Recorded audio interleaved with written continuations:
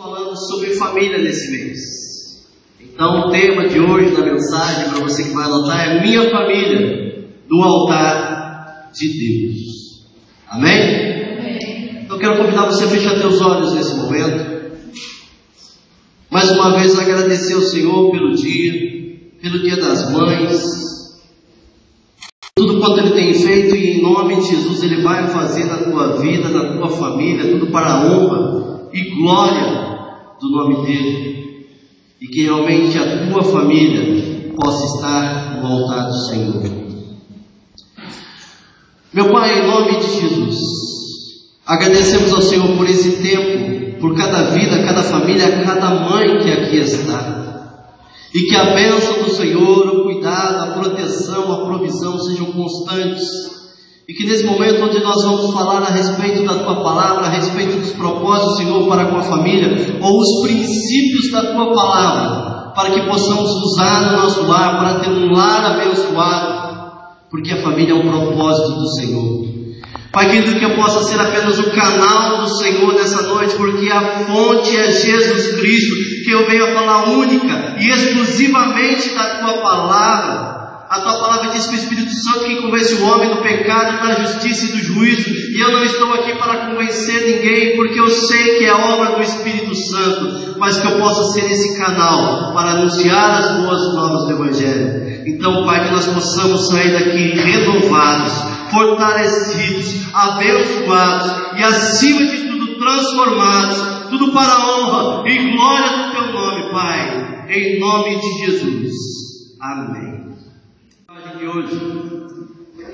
Mas se vocês não querem ser servos do Senhor, decidam hoje a quem vão servir.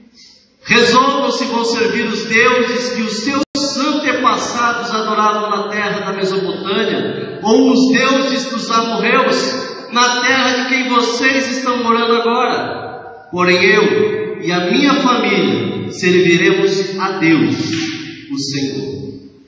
Então quero agradecer também ao Lucas, porque foi ele que preparou o PowerPoint para mim hoje, está bem feito. Eu não sou bom nisso, mas é a área dele, trabalha com design, com internet, com fotografia.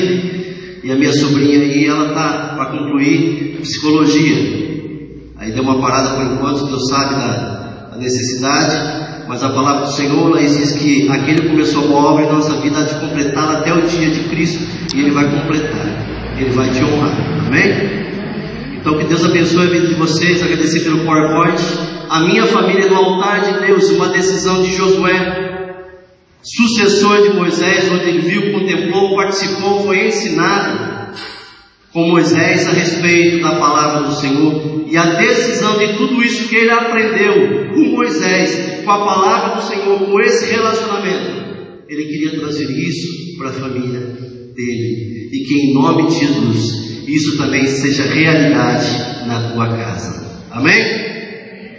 Nós encontramos então nesse texto sobre a vida de Josué uma decisão, uma palavra de conduzir a sua família a Deus.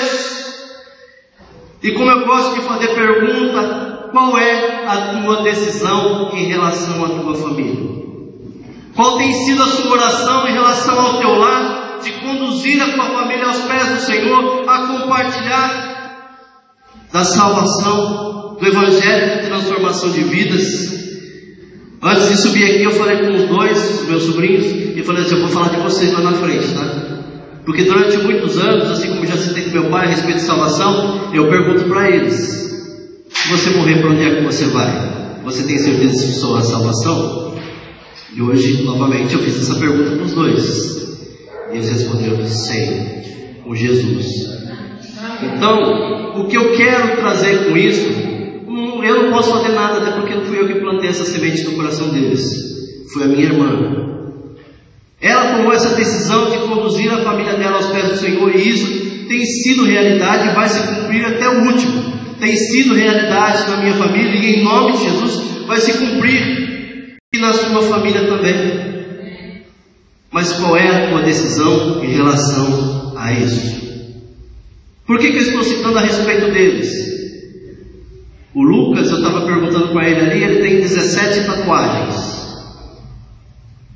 Para uma igreja, se ela não ter a mesma atitude, o mesmo coração de Cristo, em vez de conduzi-lo à salvação, vai conduzi-lo à perdição. Aos que me perguntam da igreja a respeito de tatuagem, se falar que eu indico, eu não indico.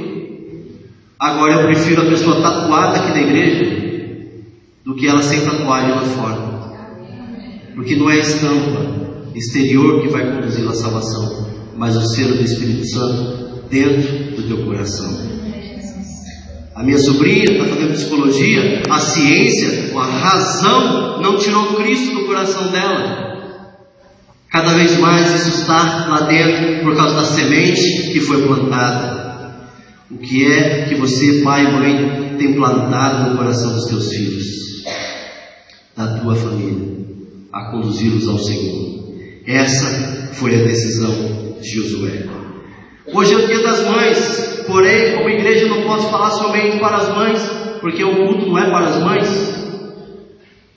Então nós vamos tratar de uma mãe, de um pai, de uma família nessa noite, a respeito da palavra do Senhor, dos princípios que nós podemos utilizar no nosso lar, para ser um lar de bênção, um lar de salvação, um lugar onde Deus é honrado. E eu quero compartilhar brevemente 6 coisas. Então eu quero convidar você a abrir no Velho Testamento, livro do profeta Samuel, primeiro livro do profeta Samuel, capítulo 1.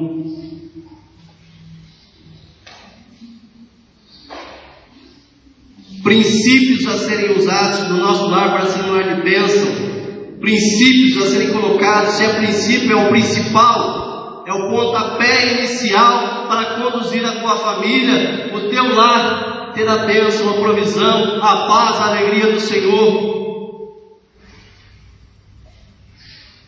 Nós vamos ler a princípio até o verso 3, 1 Samuel capítulo 1, de 1 a 3, diz o seguinte: houve um homem em Ramataim Zofim, da região montanhosa de Efraim, cujo nome era Eucana, filho de Jeroão, filho de Eliú, filho de Tou, filho de Zufi, Efraimita. Tinha ele 2 mulheres, uma se chamava Ana e outra Penina. Penina tinha filhos, Ana, porém, não os tinha. Verso 3: este homem subia das suas cidades de ano em ano a adorar e a sacrificar ao Senhor dos exércitos em Siló. Estavam ali os 2 filhos de Eli, Ofni e Finéias, como sacerdotes do Senhor. Primeira coisa que eu quero compartilhar com você nessa noite, se você quiser apagar aqui, pode apagar, tá? A primeira coisa, o primeiro princípio, seja você mãe, pai ou filho, isso tem que estar dentro do teu coração, que é o de se dispor em buscar ao Senhor. Se disponha, tenha a atitude de buscar ao Senhor para conduzir a tua família aos pés de Jesus, porque é Jesus que vai conduzir a salvação, mas você precisa ser o canal. 1 Samuel 1,3 aí diz na nova tradução: todos os anos Eucana saía da sua cidade e ia a Siló a fim de adorar e oferecer sacrifícios ao Senhor Todo-Poderoso. Era um homem que tinha uma atitude no coração de conduzir a sua família aos pés do Senhor, porque ele não ia sozinho. Nós encontramos um pai, um sacerdote do lar, tendo a iniciativa de buscar ao Senhor. Ele morava num vilarejo, numa região montanhosa, ou seja, ele tinha que subir. E pelo meu dicionário bíblico, diz que é cerca de 19 quilômetros dessa subida. Uma região montanhosa, porque era utilizado também como torre de vigia, lugar de sentinela, era chamado ali também. Então ele subia, tendo sol, ou tendo chuva, ou estando frio, uma vez por semana ele era conduzido a adorar ao Senhor e oferecer sacrifícios, ele e tua casa. Mas qual tem sido a sua disposição em buscar ao Senhor para com tua casa? Em primeiro lugar, pela tua salvação. Em segundo lugar, para a salvação da tua família. Siló, em hebraico, é lugar de descanso, e ali estava a Arca da Aliança, que simbolizava a presença de Deus. Hoje nós somos essa Arca da Aliança, somos chamados de Templo do Espírito Santo, lugar de descanso da presença de Deus. Ele teria de ir a pé ou a cavalo, levando família, levando seus pertences, porque ele ali iria oferecer sacrifícios. Isso quer dizer, uma vez que nesses sacrifícios, nessas montanhas, as adversidades vêm, os problemas vêm, mas ele ainda assim, ele subia. Ele poderia ser assaltado no decorrer dessa caminhada. Ramatá Zafim significa Zofim, colina das sentinelas. Sentinela quer dizer aquele que está observando, está atento, está vigiando. Pai, mãe, você está atento a tudo que tem acontecido aos teus filhos. Marido, você está atento às necessidades, às dificuldades, às angústias, às alegrias da tua esposa. E esposas, da mesma forma, você tem se preocupado com o teu marido, cuidando, guardando, livrando, fazendo o que a Bíblia diz que deve ser feito, honrando.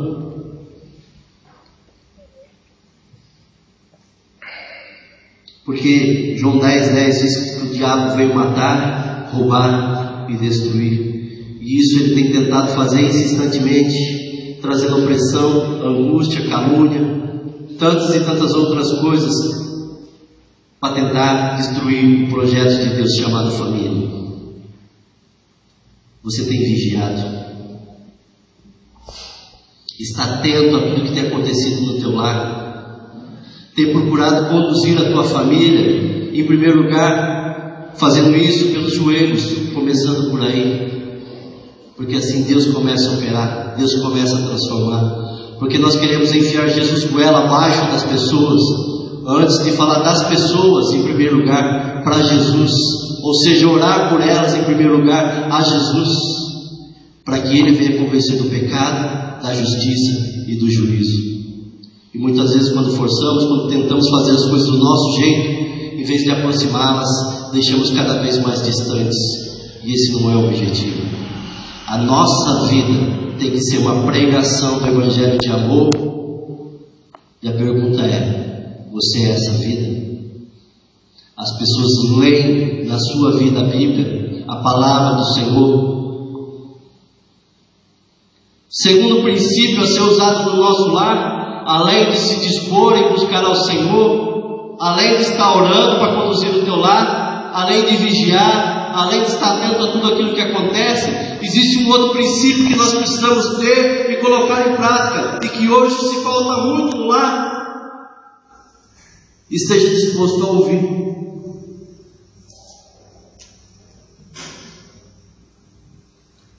Primeiro Samuel, capítulo 1, de 6 a 8, na Nova Tradução diz: Penina, sua rival, procurava e humilhava Ana, porque o Senhor não permitia que ela tivesse filhos. Isso acontecia ano após ano, sempre que ia ao santuário do Senhor. Penina irritava tanto Ana que ela ficava só chorando e não comia nada.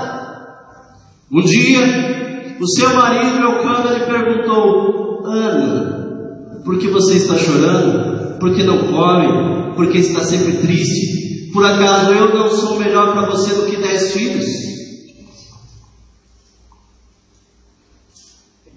O WhatsApp, celular, como o Tiago falou, e o desespero do Facebook, a Lu aqui falando das meninas da escola.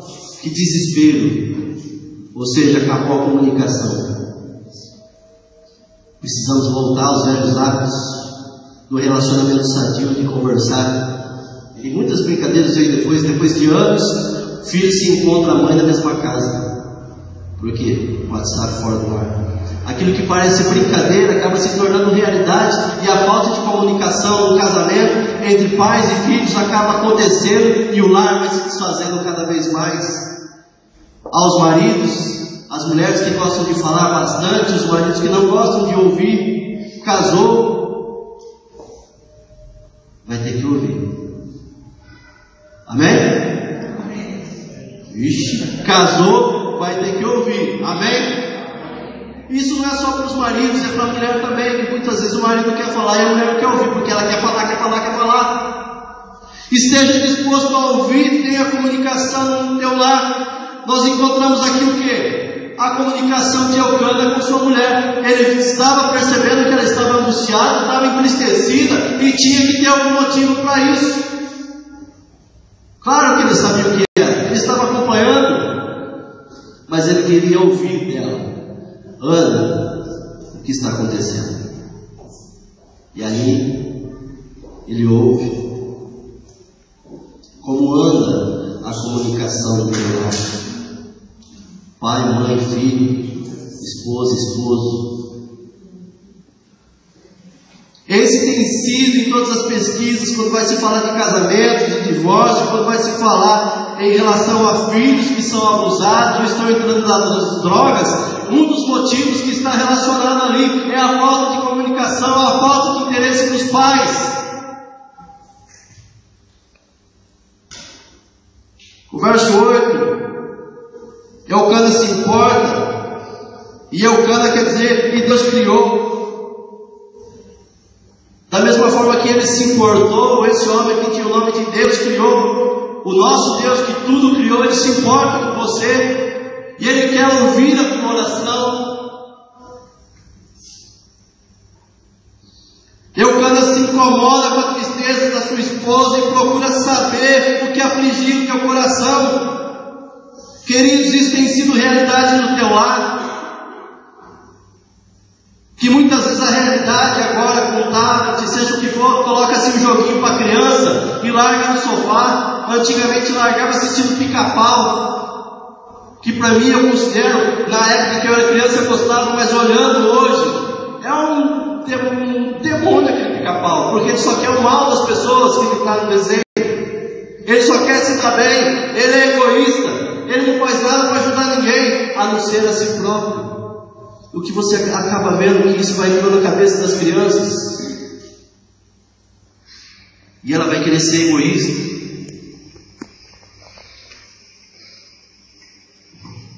Elcana se importou com o teu esposo, e ali ele parou alguns minutos para ouvir o que havia em teu coração.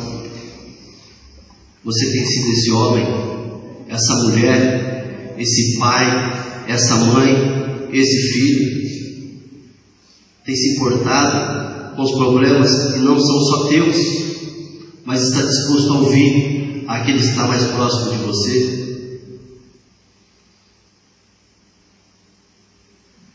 Terceiro princípio, e que também é pouco praticado: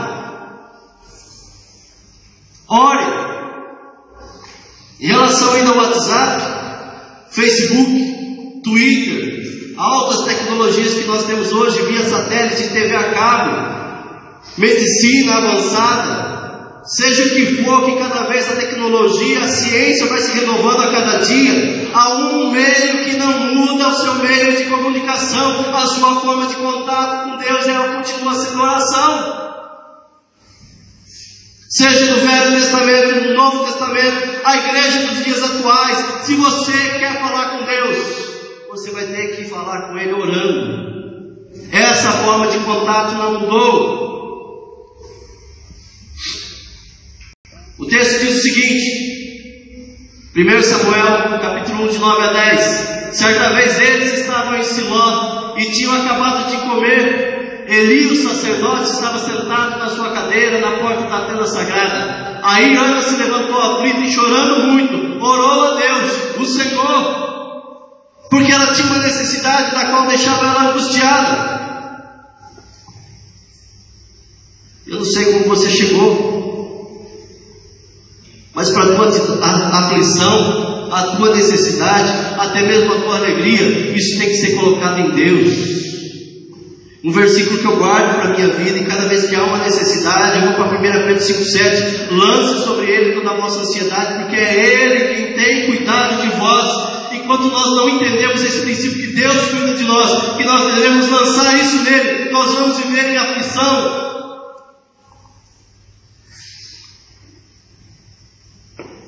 E como anda o teu tempo com Deus?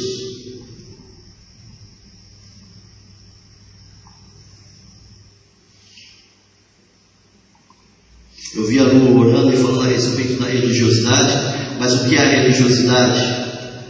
É achar que ler a Bíblia uma vez por mês, por semana, ou deixar aberto o Salmo 91 na tua casa vai resolver alguma coisa, não vai. Orar, Deus, obrigado por esse dia, rezar o Pai Nosso, vai resolver, não vai. Relacionamento é contato diário. E queira ou não, eu não estou falando só questão de membros de igreja, eu estou falando de realidades de pastores também, que muitas vezes só preparam a mensagem ou pegam a Bíblia para preparar o sermão somente na quinta ou no domingo que ele vai pregar. A realidade que deveria ser é que ele deveria ter a boca no pó constantemente, ele buscar conhecer o Senhor constantemente e viver essa realidade a cada dia. Eu não estou falando de uma realidade somente de membros, mas de sacerdotes que têm vivido nos dias atuais também. E Deus quer mudar toda essa história.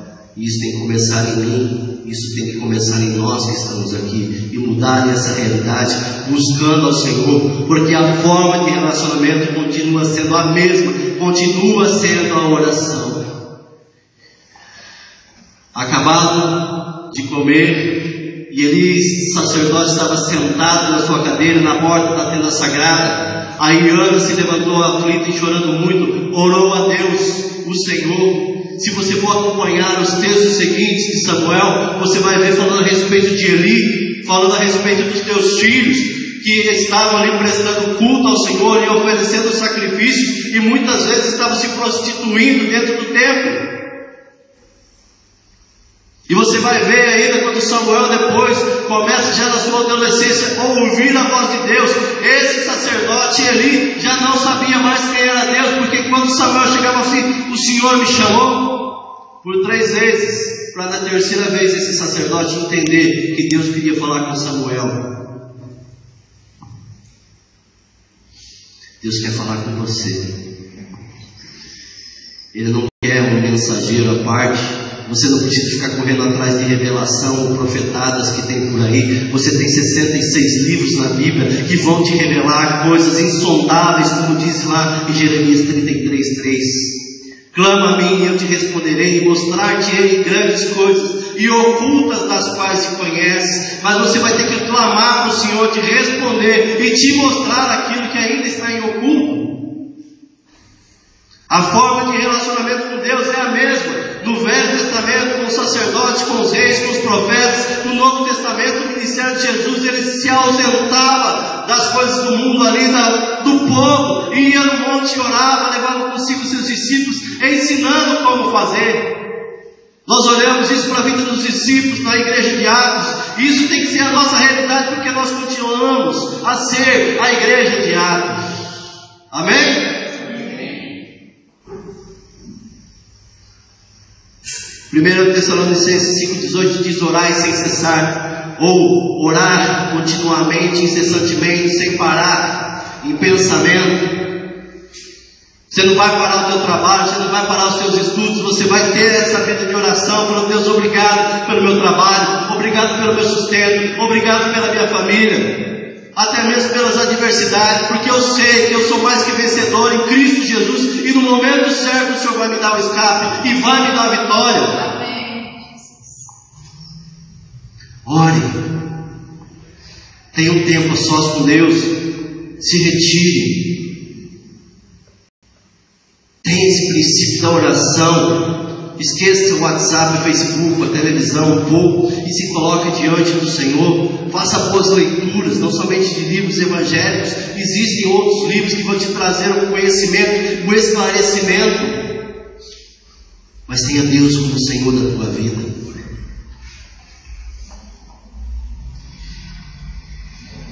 A outra coisa, o outro princípio que nós devemos ter na nossa vida para ter um lar abençoado: esteja disposto a entregar algo a Deus.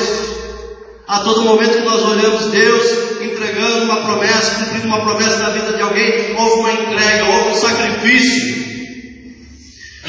E a canção do Judson de Oliveira, ele diz que o sacrifício sou eu. Quando ele está falando a respeito de Isaac e Abraão, o sacrifício não era criança, era o coração de Abraão, porque Deus estava pedindo teu filho, teu único filho. Eu não sei o que Deus te pede nessa noite para entregar. Eu não estou falando de dinheiro. 1 Samuel 1,11 ali diz o seguinte: e fez essa promessa solene: ó Senhor Todo-Poderoso, olha para mim, tua serva, vê a minha aflição e lembra de mim. Não esqueças a tua serva. Se tu me deres um filho, prometo que o dedicarei a ti por toda a vida, e que nunca ele cortará o cabelo. Ela pede algo a Deus, ela estava entristecida porque a outra esposa de Elcana estava zombando dela.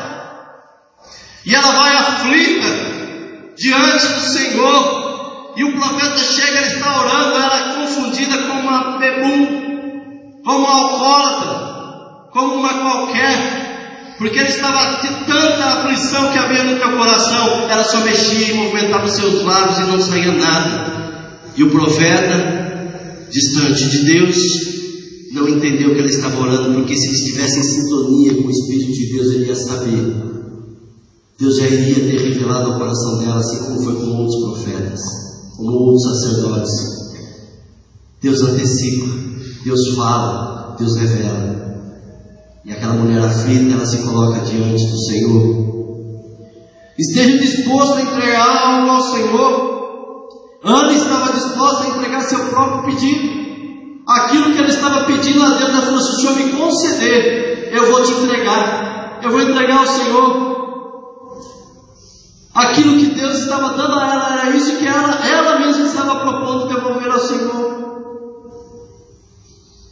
Nós olhamos no Novo Testamento, em João 3,16, que é o texto base de toda a igreja, que vai falar da salvação, falar do amor de Deus, onde Deus entrega seu próprio Filho em nosso favor na cruz do Calvário, pagando um preço, derramando teu sangue para nos trazer vida e vida em abundância, para nos trazer vida eterna ao Senhor, e no Senhor, e para o Senhor.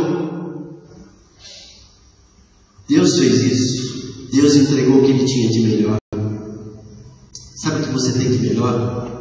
Não é o teu dom, não é o teu talento, não é os teus bens, mas é o teu coração, porque foi por causa do teu coração, da tua alma, que Jesus pagou o preço. Isso é o que você tem de melhor, que precisa ser entregue no altar do Senhor. Aí Ele vai curar a depressão, a angústia, a amargura, vai te trazer alegria, porque a Bíblia diz que o reino de Deus é justiça e paz e alegria do Espírito Santo. E essa alegria tem que fazer parte da nossa vida. A alegria é fruto do Espírito quando nós olhamos para Gálatas. E nós precisamos desenvolver todos os frutos do Espírito, que isso tem que fazer parte da igreja de Deus. Esteja disposto a entregar algo. O que é que Deus pede para você entregar? Orgulho. Deixe de ser orgulhoso. Deixe de ser amargurado, angustioso, como nós falamos pelo EBD, iracundo, vive com a cara amarrada.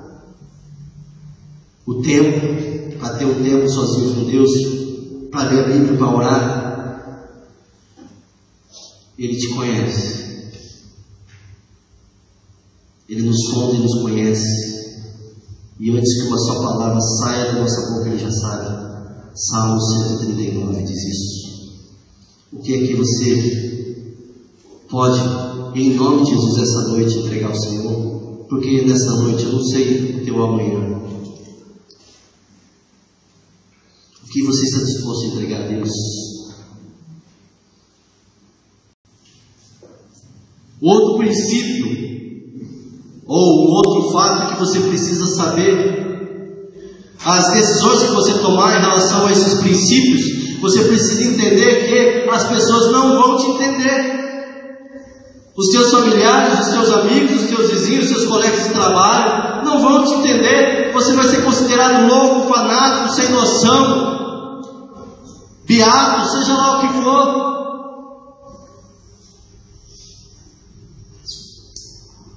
Primeiro Samuel 1:12-16 diz: Ana continuou orando ao Senhor durante tanto tempo que ele começou a prestar atenção nela, e notou que os seus lábios se mexiam, porém não saía som nenhum. Ana estava orando em silêncio, mas Eli pensou que ela estava bêbada e disse: até quando você vai ficar embriagada? Veja, e se pare de beber, pare de tomar uma 51. Ela responde: Senhor, eu não estou bêbada, não bebi nem vinho, nem cerveja. Estou desesperada e estava orando, contando a minha aflição ao Senhor. Não pense que eu sou uma mulher sem moral. Eu estava orando daquele jeito. Porque sou muito infeliz e sofredora. Querido, você está infeliz, está sofrendo, está angustiado, lance sobre Ele toda a nossa ansiedade, porque Ele tem cuidado de vós, e Ele quer cuidar de vós, se você permitir. Ele não vai invadir teu coração, não vai invadir teu espaço, daquilo que o Senhor não mexe, Ele não vai mexer. As pessoas não vão te entender. Para que ler Bíblia? Você vai ficar bitolado? Para que entregar o dízimo? Vai dar dinheiro para o pastor? Para que célula, discipulado? Para que ir para o culto todo domingo? Vai assistir Fantástico, vou jogar uma bola, vou tomar uma. As pessoas não vão entender, mas a alegria que o Espírito Santo traz ao nosso coração, eles também não vão entender. Somente nós, que já permitimos o Espírito Santo habitar em nós. As pessoas que não servem ao Senhor não entendem o porquê ir ao culto, à célula, à oração, entregar folhetos de evangelismo, ofertar, estar na EBD. Elas não vão entender a sua conversão, a sua mudança de vida. Você vai ser louco e fanático. Muitas vezes você sai gritando: louco por ti, Corinthians. O Corinthians está bem aí com você.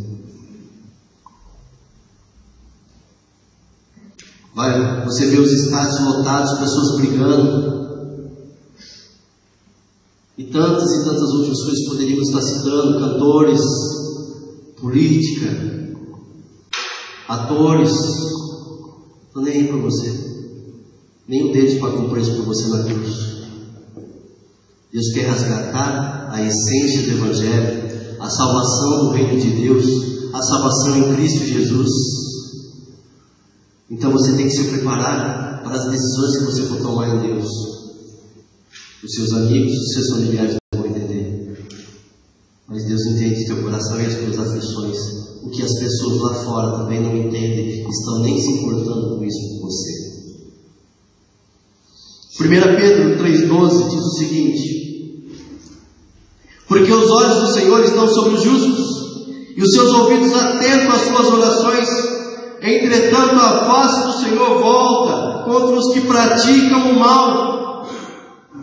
Você que tem se rendido ao Senhor, tem procurado se entregar na oração, na palavra, os olhos do Senhor estão sobre a tua vida. Ele quer te honrar, quer te abençoar, quer cuidar de você, mas se pratica o mal, a Bíblia diz que está contra você.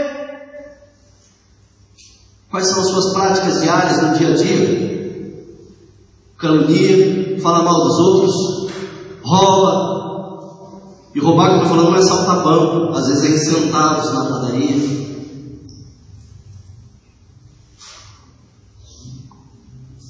Palavras torpes, como a Bíblia diz, fala besteira, fala palavrão. No tempo que eu tenho, dos meus 22 anos de conversão, eu conheci os crentes vendo jogo, participando de um jogo de futebol. 22 crentes jogando futebol. É um campo de batalha e de besteira, porque não foi tratada a língua, e Deus quer tratar a língua, o coração, a mente. Por isso Paulo orienta: não vos conformeis com esse mundo, mas transformai-vos pela renovação da vossa mente, para que possa entender a boa, perfeita e agradável vontade do Senhor. Vai tratando a mente, vai tratando o coração. A morte e a vida estão no poder da língua, quem usa bem dela come do seu fruto. O que é que você tem comido? Tem se alimentado do quê? Daquilo que você mesmo tem plantado através das palavras. E a última coisa, a resposta. Deus apenas não promete, Deus apenas não faz pacto, não faz uma aliança simplesmente. Ele cumpre aquilo que prometeu. Ele é um Deus que responde a tua oração, como eu falei de Jeremias 33. Quando nós clamamos, Ele nos responde, Ele nos ouve. 1 Samuel capítulo 1, verso 24 ao 28 diz o seguinte: havendo desmamado, levou consigo como um novilho de 3 anos, um éfa de farinha e um odre de vinho, e o apresentou à casa do Senhor a Siló. Era o menino ainda muito criança, e imolaram o novilho e o trouxeram o menino a Eli. E disse ela: Ah, meu Senhor, tão cego tu como vives, eu sou aquela mulher que aqui esteve contigo orando ao Senhor, porque esse menino orava eu, e o Senhor me concedeu a petição que eu lhe fizera, pelo que também eu trago como devolvido ao Senhor, por todos os dias que viver, pois do Senhor o pedi. E eles adoravam ao Senhor ali. A resposta, o resultado, a consequência de uma oração, de um coração aflito e angustiado, que sabia para quem ela deveria pedir, porque ela não pediu para o profeta chegou depois. Ela se colocou em oração e buscou ao Senhor, e Deus veio com a sua resposta. E assim, em nome de Jesus, vai ser na sua vida. Ele vai entrar com providência, com sustento, com cuidado, mas você vai precisar confiar ao Senhor, vai precisar colocar esses princípios em prática no teu lar, para abençoar a tua esposa e teus filhos, da mesma forma você, esposa, colocando esses princípios para abençoar o teu esposo e os teus filhos. Nós veremos aqui que nasceu o profeta Samuel, e essa mulher que orou, e disse que aquele menino a quem ela que estava pedindo, ela devolveria ao Senhor. E essa mulher então recebe a bênção do Senhor, mas ela então vai cumprir aquilo que ela disse que faria. Muitas vezes Deus me dá um carro, porque assim, dia de chuva, dia de sol, eu quero ir para o culto, quero ir para a cela, eu quero fazer evangelismo, quero fazer. Ganhou o seu carro, comprou o seu carro, esqueceu-se de Deus. Isso tem sido realidade. Ou tantas outras coisas, me dê um emprego que eu ganhe bem, e eu vou te honrar. Eu quero, e Deus concede a tua oração, e muitas vezes o nosso coração não é como o coração de Ana, que quer cumprir aquilo que foi tratado com Deus. O que você já tratou com Deus, e ainda não cumpriu?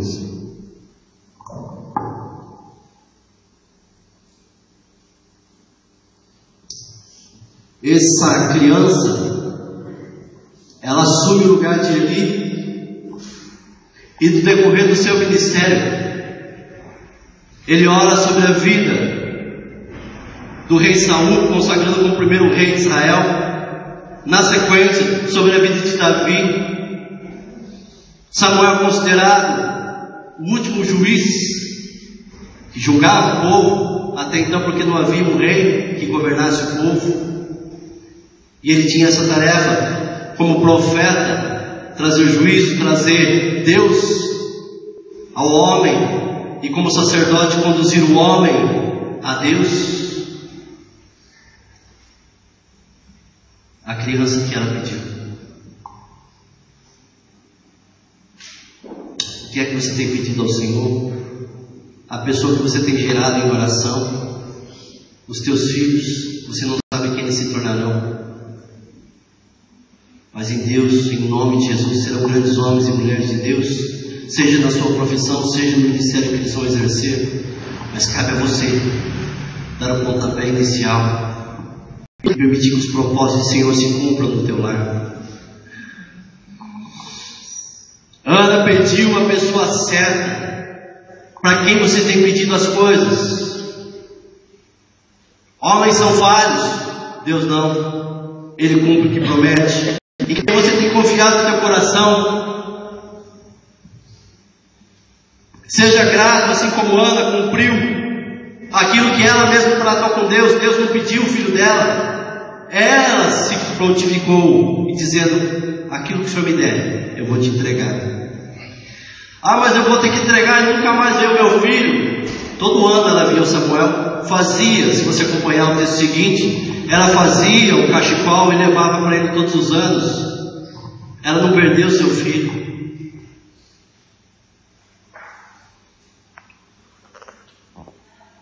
Como tem sido sua vida no seu lar, querido e querida? A palavra de Deus faz parte, em primeiro lugar, da tua boca, da tua mente, porque é isso que Deus quer tratar em primeiro lugar. O seu lar, no nome de Jesus, eu sei que você quer que seja abençoado, mas você tem atraído a presença de Deus? Como nós falamos da igreja, nós precisamos atrair a presença de Deus, como vimos até mesmo na semana passada. Porque João Batista pregou no deserto? Porque no deserto, através da vida de João Batista, havia a presença de Deus. Jesus não foi congregando na sinagoga, porque na sinagoga ali havia as Escrituras, mas não havia Deus. Nós somos o templo do Espírito Santo, mas o Espírito Santo tem tomado conta da nossa vida. As pessoas veem o Espírito Santo na nossa vida, veem a palavra de Deus, enxergam a luz de Jesus na nossa vida. Da mesma forma tem que ser as igrejas, ou a nossa igreja aqui especificamente. Se queremos falar do Evangelho de salvação, de amor, de realidade, ela tem que resplandecer essa glória. E nós temos resplandecido essa glória em nome de Jesus.